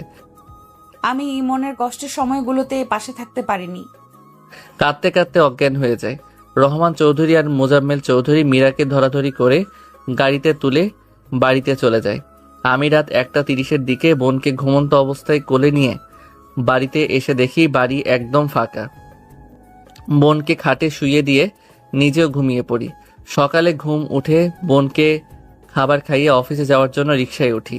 অফিসের সামনে যেতেই দেখি মাহফুজা দাঁড়িয়ে আছে। স্যার, আপনি আমার বাবার কোম্পানিতে চাকরি করেন, এখান থেকে বেশি টাকা পাবেন। থাক, আমার বেশি টাকা লাগবো না। মীরা গাড়ি থেকে নেমে দুজনকে কথা বলতে দেখে তাড়াতাড়ি সামনে এসে, ইমন, তুমি পেতনিটার সাথে কি কথা বলছো? মাহফুজা ম্যাডামকে একটা চট দিয়ে বলল, তুই আমাকে পেতনি বলার কে? মীরা আমার দিকে রাগী চোখে তাকিয়ে চলে গেল। আমি তো পুরাই বলদ হয়ে গেলাম। মার লোকে রাগ দেখায় কার সাথে? তবে মীরাকে আঘাত করাতে আমার রাগ উঠে গেছে। আমি সাথে সাথে মাহফুজার গালে ঠাস করে একটা বসিয়ে বললাম, তোমার মতো বেয়াদ্দব আর বেহায়া মেয়ে আমি আজ পর্যন্ত দেখিনি। তোমার বয়স, আমার বয়স, তুমি খেয়াল করেছো? সম্পর্ক করতে ম্যাচিওর হতে হয়। আমি তোমার বাড়িতে যাব এখনই। মাহফুজা নাকের পানি চোখের পানি এক করে কাঁদতেছে। স্যার, ভালোবাসা ম্যাচিউর বা বয়স থেকে হয় না, এটা জাস্ট হয়ে যায়। তুমি এখন তোমার বাড়ি নিয়ে যাবে কিনা বলো? গাড়িতে গিয়ে বসুন। এদিকে মীরা আমাকে অফিসে আসতে না দেখে রেগে আগুন হয়ে গেছে। আমি গাড়ি করে মাহফুজার বাড়িতে গিয়ে, তোমার বাবাকে ডাকো, কথা বলবো। মোজাম্মেল চৌধুরী সিঁড়ি দিয়ে নামছেন আর সাথে একটা ছেলেও আসছে। ছেলেটা আমাকে দেখে, আরে ভাইয়া, কেমন আছেন? কি মনে করে আমাদের বাড়িতে? ভাই, আপনাকে ঠিক চিনলাম না। আরে ভাই, মনে নাই একদিন রাস্তায় একটা ছেলে হাতে ব্যান্ডেজ করে দিয়েছিলেন? হ্যাঁ, মনে পড়েছে। ভাইয়া, এর নামই ইমন। ছেলেটা কিছুটা অবাক হয়ে, আব্বু, এই ছেলের সাথে বোনের বিবাহ হলে আমার কোনো আপত্তি নেই। এই ছেলেটা অনেক ভালো। আপনার বোনকে কে বিয়ে করছে? দেখেন, আপনাদের আমি কিছু বলতে চাই। ছোটবেলা থেকে মীরা আমি একসাথে বড় হই, একে অপরকে অনেক ভালোবাসি। একটা ভুল বোঝাবুঝির কারণে আমাদের সম্পর্কটা নষ্ট হয়ে যায়। আমার মনে শুধু একজনই আছে, সেটা মীরা। তাছাড়া আপনার মেয়ে আমার থেকে অনেক ছোট। আপনার কাছে হাত জোর করে বলি, মা বাপ হারিয়ে জীবনে অনেক কষ্ট পাইছি, আর নতুন করে কোনো কষ্ট পেতে চাই না। ভাইয়া, আপনি যা বলবেন তাই হবে। আপনি আমার উপকার করেছেন। ধন্যবাদ ভাইয়া। বলেই বাসা থেকে বের হয়ে অফিসের দিকে যাই। গিয়ে অফিসে না বসতেই ম্যাডাম কেবিনে যেতে বলেছে। আমি গিয়ে, ম্যাডাম আসবো? তোমাকে কতবার বলবো অনুমতি নিতে হবে? গুটি গুটি পায়ে ম্যাডাম সামনে দাঁড়াতেই ম্যাডাম চেয়ার থেকে উঠে শার্টের কলার ধরে। তুই মাহফুজের সাথে কই গেছস? কেন গেছস তার বাড়িতে? আমার পিছু আর না নিতে আর ওর ভাই বলেছে আমার কাছে আর আসবে না। সত্যি বলতেছো? আপনার খুশি হবার কিছু নেই। আমাকে বাদে আপনি অন্য কাউকে বিয়ে করলেও আমার কষ্ট হবে না, কারণ এই ইমন মীরা নামে কাউকে ভালোবাসে না। কথাটা ভালোভাবে কানে ঢুকিয়ে নাও। কি বললি কুত্তা?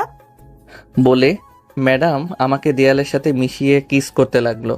আমি তো সেই খুশি, মেঘনা চাইতেই বৃষ্টি। আমি রেসপন্স করছি না, আবার বাধাও দিচ্ছি না। কিছুক্ষণ পর ছেড়ে দিয়ে ম্যাডাম হাঁপাচ্ছে।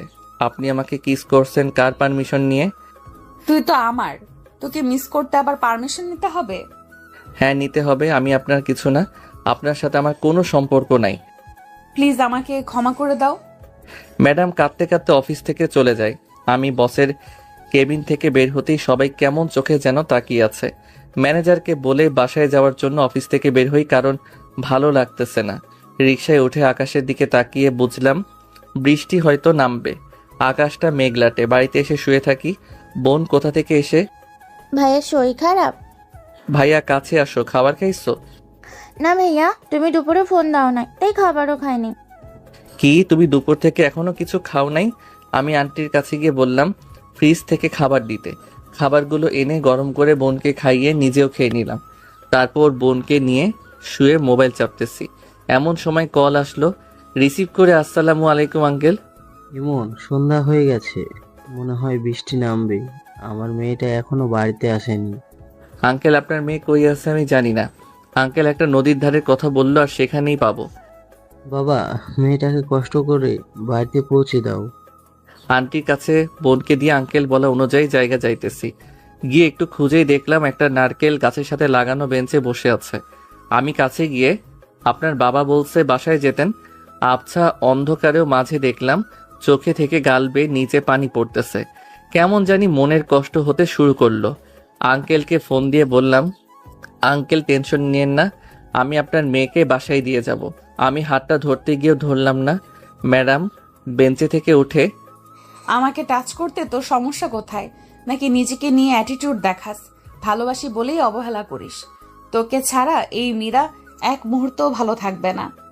কথাটা কেমন জানি হৃদয়ে আঘাত করলো। চলেন বাড়িতে যাব। আমার হাত ধরে নিয়ে যাও, না হলে আমি যাব না। হাতটা ধরে রাস্তার দিকে হাঁটতে থাকি। রাস্তায় এসে দেখলাম কোনো গাড়ি নাই। ফোন দিয়ে বলল গাড়ি নিয়ে আসতে। বৃষ্টি নামবে বলে রাস্তায় কোনো গাড়ি নেই। হঠাৎ করে ঝুম বৃষ্টি নামে। জানি বৃষ্টি নামবে, তাই সাথে একটা পলিথিন নিয়ে আসি যাতে মোবাইলটা না ভিজে। মোবাইলটা পলিথিনে ভরতেছিলাম। আপনারটা দেন, ভিজে গেলে নষ্ট হয়ে যাবে। আমারটা ভিজলেও কিছু হবে না। আমি মোবাইলটা পকেটে রেখে, চলেন একটু হেঁটে রাস্তার দূরত্বটা কমাই। আমি বুকে হাত দিয়ে মীরার পাশাপাশি হাঁটতেছি। চারদিকে শুধু বৃষ্টির রিমিঝিমি শব্দ। রাস্তার চারপাশ অন্ধকার, শুধু রাস্তাটা হেডলাইটের আলোয় আলোকিত। কিছুক্ষণ পর হঠাৎ বিজলির আওয়াজে মীরা আমাকে খপ করে জড়িয়ে ধরে। আমি হেডলাইটের আলোয় স্পষ্ট তার মায়াবী চেহারার দিকে তাকিয়ে রইলাম। ভয় ভয় চোখ আর মুখ নিয়ে বুকের মাঝে লুকিয়ে আছে। দুই চোখের নাকের মাঝখানে তিলটা যেন ওর সৌন্দর্য হাজার গুণ বাড়িয়ে দিয়েছে। ভেজা চুলগুলো থেকে একটা একটা পানির কণা বেয়ে বুকের দিকে যাচ্ছে। আমি ওর প্রতি নেশার মতো আসক্ত হয়ে যাচ্ছি। ভেজা চুলগুলো দুহাত দিয়ে পেছনে গুজে দেই। ম্যাডাম আমার সাদা বুকের কালো তিলটার দিকে কিছুক্ষণ তাকিয়ে সেখানে চুমু দেয়। আমার পুরা শরীর কেঁপে ওঠে। জড়িয়ে ধরার অবস্থাতেই ম্যাডাম মাথা তুলে আমার দিকে তাকায়। আমি ওর দিকে তাকিয়ে খেয়াল করলাম বামের গালটাতে আঙুলে দাগ লেগে আছে। এক হাত দিয়ে গালটা আলতোভাবে স্পর্শ করতেই ম্যাডাম চোখ বুজে ফেলে। আমি গালটাতে চুমু দেওয়ার জন্য ঠোঁট দুটো এগিয়ে নিচ্ছি। ম্যাডাম বড় বড় চোখ করে তাকিয়ে আছে, কিন্তু চুমু না দিয়ে আবার ফিরে আসলাম। ম্যাডাম গোল গোল চোখ থেকে পাল্টে রাগি চোখে তাকিয়ে আছে আর বলল, একটু আদর করলে কি হবে? প্লিজ একটা চুমা দাও না। পারবো না দিতে। মেয়েরা শক্ত করে জড়িয়ে ধরে, পিঠ থেকে হাত নিয়ে কোমরে গুজে দেয়। তুমি যদি এখন আমাকে চুমা না দাও তাহলে আমি এই অন্ধকারে হারিয়ে যাব। শিয়াল কুকুরের টিনে আমাকে খেয়ে ফেলবে। আমি হাত দিয়ে মুখ চেপে বললাম, এসব কথা কখনো বলবা না, না হলে আমি তোমার থেকে দূরে চলে যাব। আমি ঠোঁট দুটো ধীরে ধীরে নিয়ে গালে একটা চুমু দিলাম। মীরা চোখ বুজে ঘন ঘন নিঃশ্বাস নিচ্ছে। ঠোঁটে আঙুল দিয়ে বোঝালো ঠোঁটে চুমু দিতে। আমি ধীরে ধীরে ঠোঁটের দিকে এগিয়ে যাচ্ছি চুমু দিতে, কিন্তু চুমু না দিয়ে যেই ফিরে আসবো তখন মীরা সাথে সাথে দুহাত দিয়ে মাথা ধরে ঠোঁট দুটো এক করে দেয়। 2 মিনিট পর ছেড়ে দেয়। দুজনের দিকে কিছুক্ষণ তাকিয়ে চলো এবার যাওয়া যাক। আমার পা দুটো কেমন অবশ লাগছে, প্লিজ কোলে করে নিয়ে যাও না। কোলে নিয়ে ওর দিকে তাকিয়ে সামনে হাঁটছি। তুমি অনেক সুন্দর, অন্যরকম দেখতে তুমি। এই মন বারবার চাই তোমাকে দেখতে। আমি দেখতে কেমন সুন্দর? স্নিগ্ধময় আমার প্রিয়সী, যার সৌন্দর্যে আমি ভালো লাগা অনুভব করি মনের মাঝে। এই হৃদয় আমার আলপনা আঁকে তোমার পবিত্রময় মায়াবী চোখ দুটোতে। তোমার চোখে দুটো আমার খুবই পছন্দের। সত্যি অসাধারণ, আল্লাহর অসাধারণ সৃষ্টি তুমি। আমি বারবার জন্ম নিতে চাই তোমার সৌন্দর্যে আসক্ত হতে। বলে শেষ করতেই গালে একটা চুমু দিল মীরা। কিছুক্ষণ পর একটা গাড়ি সামনে এসে দাঁড়ালো। ড্রাইভার নেমে স্যার, বাবা মনিকে গাড়িতে উঠান। মীরাকে গাড়িতে তুললাম। গাড়ি চলছে আপন গতিতে। অন্ধকার বৃষ্টিতে নির্দিষ্ট গন্তব্যে মীরাকে বাসা দিয়ে ড্রাইভার আবার আমাকে বাড়িতে দিয়ে যায়। আন্টির কাছে বোন ঘুমিয়েছিল, তাই নিজের সাথে আনলাম না। গভীর রাতে ঘুমিয়েছিলাম, ফোনের আওয়াজে ঘুম ভেঙে যায়। ফোন রিসিভ করে, আঙ্কেল, এত রাতে কোনো সমস্যা হয়েছে? মীরা জ্বরের মুখে তোমার নাম নিতেছে। বাবা, তুমি একটু বাসায় আসো না। তোমার বাসার নিচে ড্রাইভার গাড়ি নিয়ে দাঁড়িয়ে আছে। আমার বুকের মাঝে হৃদস্পন্দন বেড়ে যায়। তাড়াহুড়ো করে নিচে গাড়িতে গিয়ে বসলাম। ড্রাইভার গাড়ি চালিয়ে বাড়িতে নিয়ে আসে। ড্রাইভার গভীর রাতে মীরাদের বাসার সামনে নামিয়ে দেয়। আগে থেকে গেট খোলা ছিল। গুটি গুটি পায়ে বাসায় ঢুকে আঙ্কেলকে সোফায় বসতে দেখি। আঙ্কেল ডাক্তার কল দিছেন। বাবা, এত রাতে ডাক্তার আসবে না, তুমি আমার মেয়ের কাছে যাও। ধীর পায়ে সিঁড়ি পেয়ে উপরে রুমে গিয়ে দেখি আন্টি মীরার পাশে বসে আছে। আন্টি আমাকে দেখে, কেমন আছে ইমন? ভালো আছি, আপনি? ভালো নেই, মেয়েটা জ্বরে ভুগতেছে। আন্টি আর কিছু না বলে রুম থেকে চলে যায়। আমি ম্যাডামের পাশে গিয়ে বসলাম। দেখলাম ঘুমাচ্ছে। ঘুমন্ত মায়াবী চেহারার দিকে নিষ্পলকভাবে তাকিয়ে রইলাম। কপালে একটা চুমু দিতে উঠে বসলাম। চোখের সামনে হাত নাড়িয়ে দেখলাম ঘুমিয়ে আছে তো নাকি আবার ব্যাগ ধরে আছে। দেখে বুঝলাম না, ঘুমিয়ে আছে। তাই ধীরে ধীরে কপালে একটা চুমু দিয়ে উঠে আসতেছিলাম। হঠাৎ ম্যাডাম হাত দিয়ে বুকের সাথে জড়িয়ে ধরে। আমার ভয়ে হৃৎপিণ্ড ধুক ধুক শুরু করে। ম্যাডাম আমার দিকে তাকিয়ে, চুরি করে আদর করা হচ্ছে? না মানে থাক, আর মানে করতে হবে না। ম্যাডাম আমার বুকে হাত দিয়ে, আরে তোমার বুকে এত ধুকধুক কেন করছে? ম্যাডাম কেউ দেখে ফেলবে, ছাড়েন আমাকে। এত ভয় কেন পাইতেছো? কেউ দেখলে কিচ্ছু হবে না। ছাড়ু আমাকে। ছেড়ে দিব, তার আগে আঙুল দিয়ে ঠোঁট দেখিয়ে বোঝালো চুমু দিতে। আমি পারবো না। আর তোমার না শরীর খারাপ? এসব এখন না, আগে সুস্থ হই। তুমি আমার পাশে থাকলে আমি এমনিতেই ভালো হয়ে যাব। আগে বলো, দিবে কিনা? আগে তোমার চোখ দুটো বন্ধ করো। আমি ওর গোলাপি ঠোঁট দুটোর সাথে নিজের ঠোঁট দুটো এক করে দিলাম। কিছু সময় পর ছেড়ে দিলাম। কিছুক্ষণ ওর দিকে তাকিয়ে রইলাম। এবার তো ছাড়ো। আর এখন থেকে তোমার আগুনের মতো গরম শরীরে শুয়ে আছি, ছাড়ো আমাকে। কিছুক্ষণ তাকিয়ে ধাক্কা দিয়ে সরিয়ে দিল। তার কিছুক্ষণ পর আন্টি এসে দুটো পাত্রে স্যুপ দিয়ে গেল। ইমন, মীরাকে স্যুপ খাইয়ে দাও তো। ওকে। এই যে ওঠেন। মীরা উঠতে চেষ্টা করেও আবার ধপ করে শুয়ে পড়ে।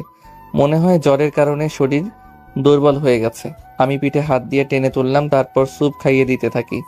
মীরাকে চামচ দিয়ে মুখে স্যুপ দিচ্ছি। সে আমার দিকে এক দৃষ্টিতে তাকিয়ে স্যুপ খাচ্ছে। আন্টি এসে কিছু ওষুধের ট্যাবলেট দিয়ে গেল। মীরাকে ওষুধগুলো খেতে সাহায্য করলাম। ওর পাশে বসে কপালে আলতোভাবে টিপে দিচ্ছি আর একটা কথা চিন্তা করতেছি। মনে ধীর জিদ নিয়েছিলাম মীরাকে কখনো ভালোবাসবো না, অথচ এত অভিমান, এত ঘৃণা। ওর মায়াবী চেহারার দিকে তাকালে কিছুই মনে থাকে না। আসলে আমরা পুরুষ লোকের মনগুলো অন্যরকম। প্রিয় মানুষটার সাথে হাজারো রাগ, অভিমান, ঝগড়া, একটা চুমু বা মায়া লাগানো চেহারা অথবা মায়া লাগানো একটা কথাই যথেষ্ট। সব অভিমান ভেঙে দিতে। এসব ভাবতে ভাবতে কখন ঘুমিয়ে গেছি মনে নেই। ঘুম থেকে উঠে দেখি সকাল হয়ে গেছে। বোনটা আবার আমায় না দেখলে মন খারাপ করবে। মীরার ঘুমন্ত চেহারায় কপালে একটা চুমু দিয়ে আঙ্কেল আন্টিকে বলে বাইরে চলে আসলাম। বাইরে এসে একটা রিক্সা বা সিএনজির জন্য একটু সামনে হেঁটে গেলাম। সামনে যেতেই দেখলাম কয়েকটা ছেলে একটা মেয়েকে টিজ করতেছে। ভাবলাম যাব না, কিন্তু বিবেকে বাধা দিল। ছেলে সামনে গিয়ে, ভাই মেয়েটাকে কেন বিরক্ত করছেন? সেটা তোকে বলতে হবে, এখন সামনে থেকে সর। ভাই এটা যদি আপনার বোন হতো। তোরা কইছি জ্ঞান দিতে, মায়ের খেতে চাস নাকি? ওরা 3 জন ছিল, জানি মারামারি করে পারবো না। একটু দাঁড়ান, 2টা কথা শুনে চলে যাইয়েন। লোকগুলো বিরক্ত মুখে তাকালো। ডিরেক্ট বললাম, আপনাদের জন্মের ঠিক নাই। লোকগুলো রেগে আমাকে মারতে আসলো। আমি, ভাই দাঁড়ান, আপনাদের সাথে আমি মারামারি পরে করে পারবো না, চাইলেই মারতে পারেন। সামনে থেকে ছেলেটা, আমি কি পতিত মেয়েদের থেকে জন্ম নিয়েছি নাকি? তুই আমাকে জন্মে ঠিক নেই বললি কেন? ধরেন আপনার মা রাস্তা দিয়ে হেঁটে যাচ্ছে, আমি ওনার বুকের দিকে, পাছার দিকে নজর দিলাম এবং ওনাকে টিচ করতে থাকলাম। আপনি তখন কি করবেন? নিশ্চয়ই আমার ভাষাটা আমাকে উপহার দিবেন, সাথে মেরে হাসপাতালে পাঠাবেন। রাস্তাঘাটে আপনাদের চোখে সেক্সি মেয়ে যায়, কিন্তু কারো কাছে কলিজার বোন যায়, কারো মা যায়। আপনাদের দেখে আশেপাশের লোকগুলো কেন প্রতিবাদ করে না জানেন? কারণটা হলো হিংস্র হায়না মনে করে আপনাদের। লোকগুলো কিন্তু আপনাকে গালি দেয় না ঠিকই, আপনার মা বাপকে ঠিকই গালি দেয়। নারীর পেট থেকেই আপনার জন্ম। আপনার অসুস্থতায় প্রধান সেবক নারী। সম্মানের চোখে দেখেন তাদের। জানি আমার কথায় আপনাদের মন পাল্টাবে না, কারণ কুত্তার লেজ কখনো সোজা হয় না। বলেই চলে আসতে থাকি। আমি একটা রিক্সা করে বাড়িতে চলে আসি। বাড়িতে এসে রুমে গিয়ে বোনকে ডাকি। বোনটা মনে হয় টিভি দেখছে। বোন দরজা খুলে, ভাইয়া তুমি কোথায় গিয়েছিলে? তোমার মীরা আপুর বাসায়। আমাকে রেখে গেলে কেন? অন্য একদিন নিয়ে যাব আপু। আমি বোনকে খাইয়ে অফিসে চলে গেলাম। অফিসে গিয়ে কাজ শেষে আসার সময় আঙ্কেল এসে, ইমন, তোমার বোনকে নিয়ে সন্ধ্যার পর বাড়িতে চলে এসো। তোমার বোনকে অনেক দিন হলো দেখি না। আচ্ছা আঙ্কেল। মীরা অসুস্থতায় আঙ্কেল অফিসে এসেছে। বাড়িতে এসে ফ্রেশ হয়ে বোনকে রেডি করতেছি। ভাইয়া আমরা কই যাব? তোমার আঙ্কেল বাসায়। বোনটা খুশি হলো। তারপর রিক্সা করে মীরাদের বাসায় চলে আসলাম। বোন আঙ্কেলকে দেখে দৌড়ে কোলে গিয়ে উঠলো। আমি মীরাকে দেখার জন্য উপরে গেলাম। গিয়ে দেখি দরজা খোলা। আমি রুমে ঢুকে কোথাও মীরাকে দেখছি না। খাটের নিচে দেখার জন্য নতেই পেছন থেকে, এই তুমি খাটের নিচে কি দেখো? না মানে তোমাকে খুঁজতেছিলাম। আমি খাটের নিচে কেন যাব? বাচ্চা নাকি আমি? না, কোথাও আপনাকে দেখছি না, তাই খাটের নিচে দেখলাম। আমি তোমার বয়সে ছোট হব। আমি তোমাকে আপনি বলি না, অথচ তুমি বলে যাচ্ছ। আরে আপনি হলেন অফিসের বস। অফিসের বস থেকে তো এখন বউ হব। এখন বলা চলবে না, তুমি করে বলবা।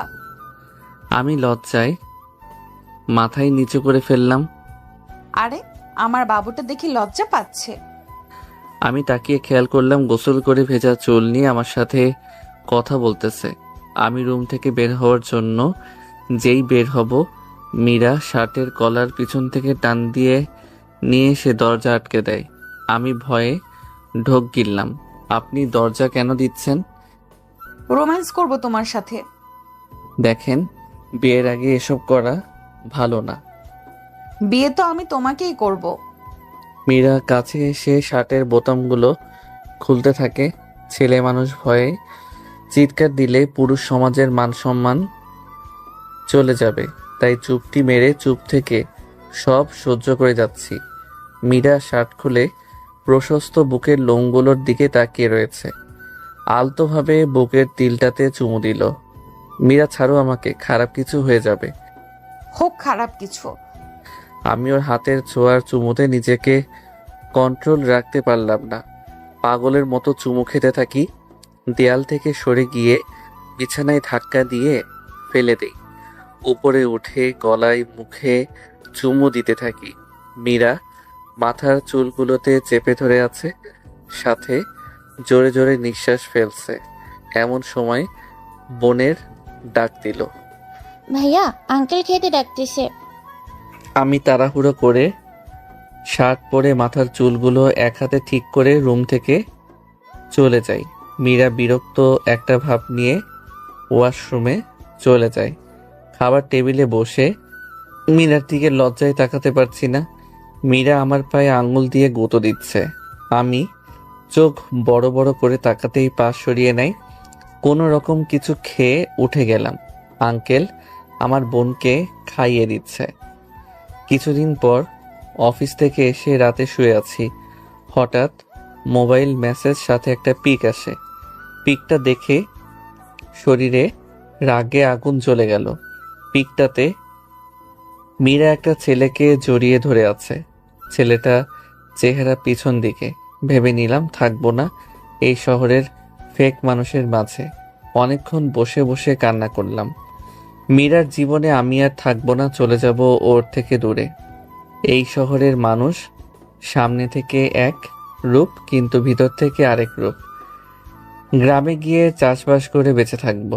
বিছানা থেকে উঠে গিয়ে মুকবল আঙ্কেলের কাছে গেলাম। আঙ্কেল, আমি কাল গ্রামে চলে যাব। কিন্তু কেন? আঙ্কেল, গ্রামে গিয়ে চাষবাস করে জীবন চালাবো। আন্টি আমার কথা শুনে কাঁদতে শুরু করে। তাদের কোনো রকম বুঝিয়ে বোনকে খুলে নিয়ে রুমে চলে আসলাম। সকালে হয়ে আসতে গ্রামে যাওয়ার জন্য বাইরে বের হচ্ছি বোনকে কোলে নিয়ে। আঙ্কেল, মীরা আসলে বলবেন না আমি কই গেছি? আবার শহরে আসলে নির্দ্বিধায় আমার বাসায় চলে আসবা। আচ্ছা আঙ্কেল। এরপর বাস করে রওনা দিই গ্রামের উদ্দেশ্যে। এদিকে মীরা অফিসে এসে আমাকে খুঁজতেছে। আজকে ইমন কেন আসলো না? অনেকবার মোবাইল ফোন দিতে চাইলো, কিন্তু ব্লক দেখায়। মীরা চিন্তিত হয়ে যায়। দুপুরের পরে ইমনের বাসায় গিয়ে দেখে রুম তালা। আঙ্কেল, ইমন কই? ইমন শহর ছেড়ে চলে গেছে। আজকে অফিসেও গেল না যে, কই গেছে? মা, আমি জানি না কই গেছে। মীরা কাঁদতে কাঁদতে বাসায় চলে আসে। এসে দরজা দিয়ে শুয়ে কাঁদতেছে। আমার থেকে পালিয়ে এমন কই গেল? মীরা বাবা মা মীরাকে দরজা খোলার জন্য ডাকতেছে। সেই দুপুর থেকে এখনো দরজা দিয়েছে। কি হয়েছে আমাদের বলবা তো? মামনি, দরজা খুলো। মীরা দরজা খুলে মা বাবাকে জড়িয়ে ধরে কাঁদতে থাকে। এভাবে কাঁদতে দেখে আঙ্কেল আন্টি কিছু বুঝে উঠতে পারছিল না। সকালে তো মেয়েটা কত হাসি খুশি ছিল। মেয়েটা ইমনের সাথে ঝগড়া হয়েছে। বাবা, ইমন আমাকে ছেড়ে চলে গেছে। কেন চলে গেছে? আমি জানি না বাবা। ইমন গেলে আর কই যাবে? গ্রামে যাবে। মীরা চোখের পানি মুছে। বাবা, আমি এক্ষুনি গ্রামে যাব। মামনি, এখন অনেক রাত হয়ে গেছে। কাল সকালে তোমার মাকে নিয়ে যাবে। মীরা কিছু না বলে রুমে চলে যায়। এদিকে আমি বাসে বসে বোনকে নিয়ে গ্রামে যাচ্ছি। ভাইয়া, আমরা কই যাচ্ছি? আমরা গ্রামে যাচ্ছি, সেখানে থাকবো। বোনকে কোলে নিয়ে আমি গ্রামের বাড়িতে এসে দেখি বাড়ি ছোট ছোট ছোট গাছ আর বন লতা দিয়ে ঢেকে আছে। বোনকে পাশের বাসার কাকি কাছে দিতে গেলাম। সেখানে যেতেই ছোট ছোট বাচ্চা আরো কয়েকজন কিশোরী মেয়ে ছেলে ঘিরে দেখতেছে। আসলে শহর থেকে সাদা চামড়ার মানুষ গেলে গ্রামের মানুষ তাকে কৌতূহল নিয়ে দেখতে আসে।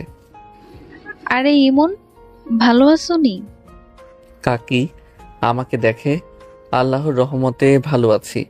বোন কোল থেকে নেমে গ্রামের বাচ্চাদের সাথে খেলতে থাকে। কাকি আমার বোনকে দেখে রাখেন। কাকি তার ছোট মেয়েকে ডাক দিলেন। কাকুলি, কাকুলি, ওই যে ছোট্ট মেয়েটা, তুমি ওর সাথে খেলো আর দেখে রাখো।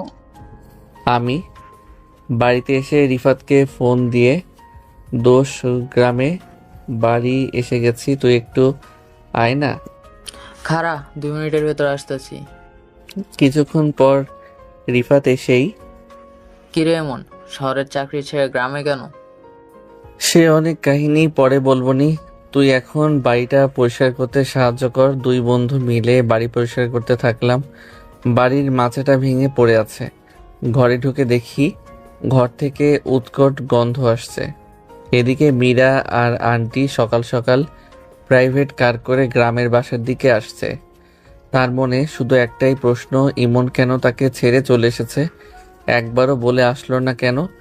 আমি আর বন্ধু বাড়িটা অনেক কষ্ট করে পরিষ্কার করলাম, আর মাচাটা নতুন করে বাঁশ আর কাঠ দিয়ে শক্ত করে বাঁধলাম। কাকি থেকে কিছু কাঁথা আর 2টার বালিশ এনে বিছানাটা গোছালাম। বন্ধুকে টাকা দিতে চাইলাম, 2টা লাথি, একটা থাপ্পড়, ঘুষি ফ্রিতে পেলাম।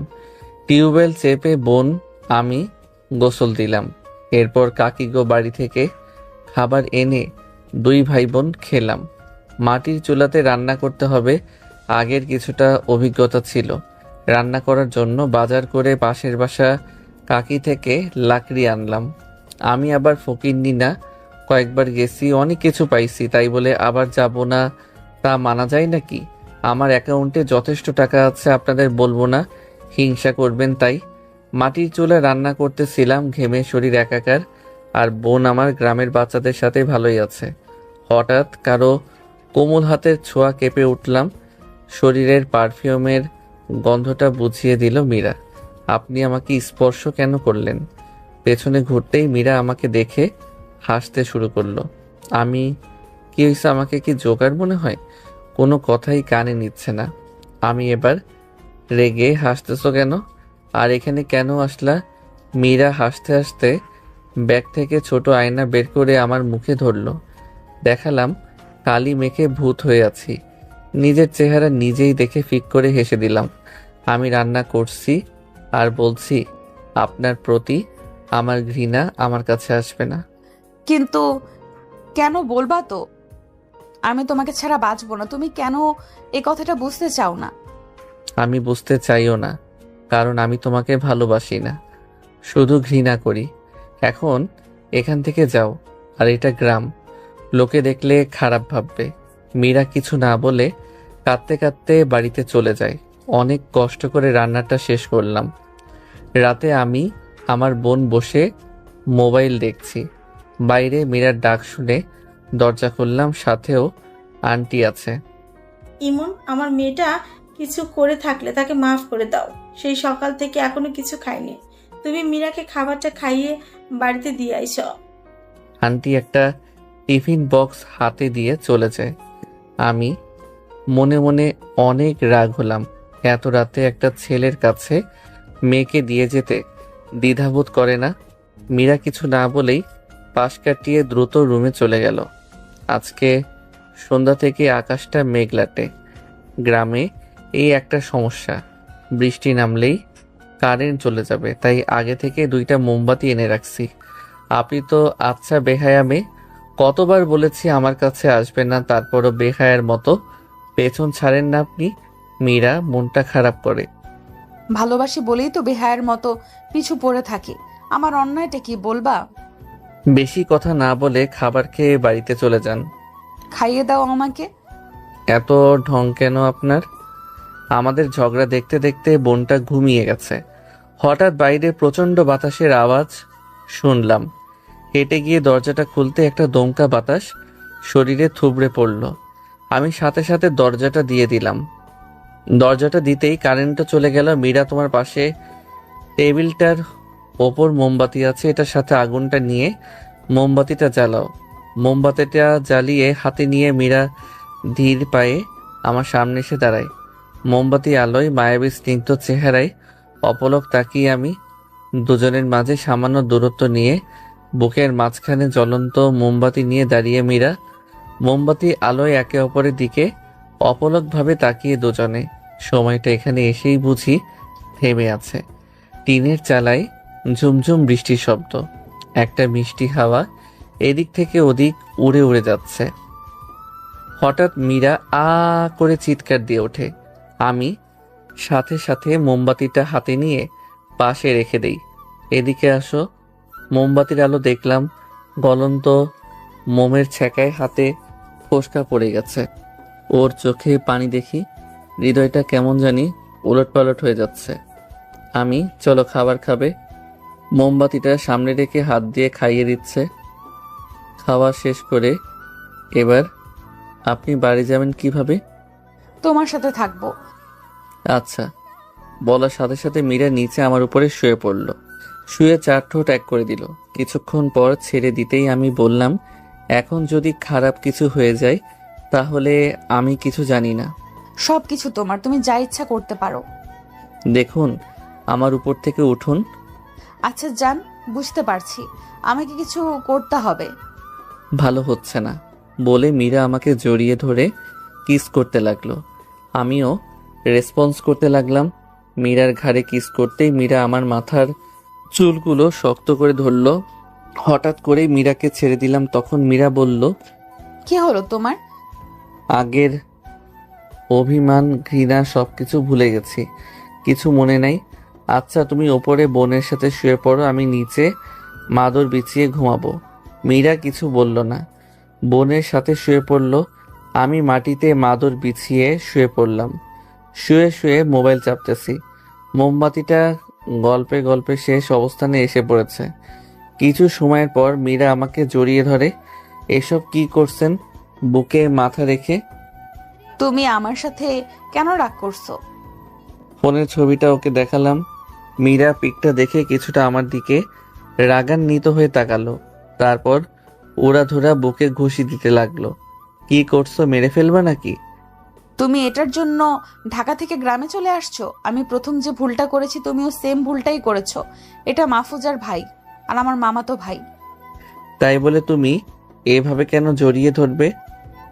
আমার জন্মদিনে আমাকে এমনি ভালোবেসে ধরছে আর কি। আমার কাছে কেন আসছো? ওই ছেলেকেই এমনি এমনি জড়িয়ে ধরে থাকো। কালই আমার সাথে শহরে যাবা? না, যাব না, কয়েকদিন গ্রামটা ঘুরে তারপরে যাব। আচ্ছা আমিও তোমার সাথে ঘুরবো। আচ্ছা আচ্ছা, একটু আগে যেটা করলে ওটার বাকিটুকু শেষ করো, আমার খুব ভালো লাগছে। না, এসব না। বিয়ের পর বলে শক্ত করে জড়িয়ে ধরে কপালে একটা চুমু দিয়ে ঘুমিয়ে গেলাম। সকালে উঠে দেখি মীরা নাই, সাথে বোনও নাই। আমি সকাল সকাল টিউবওয়েল চেপে ফ্রেশ হয়ে তাদের খুঁজতে গেলাম। দেখলাম বাড়ির পশ্চিম পাশে গাব গাছের নিচে দুইজনে ফুল টোকাচ্ছে। গাছটার প্রকৃত শুদ্ধ নাম আমি জানি না, তবে এই গাছের ফল খাওয়া যায়। এই গাছের ফুল মুক্তদানার মতো, বিশেষ করে সকালবেলা মুক্তদানার মতো সাদা সাদা ফুলগুলো বিছিয়ে থাকে গাছটার নিচে। গ্রামের মেয়েরা সাধারণত মালা বানিয়ে গলায় পড়ে, তবে ফুলের গন্ধটা খুবই মিষ্টি। মীরা, এখানে কি করছো? মিষ্টি একটা হাসি দিয়ে। ফুলগুলো দিয়ে মালা বানাবো আর হাতে বালা, তাই ফুল টোকাচ্ছি।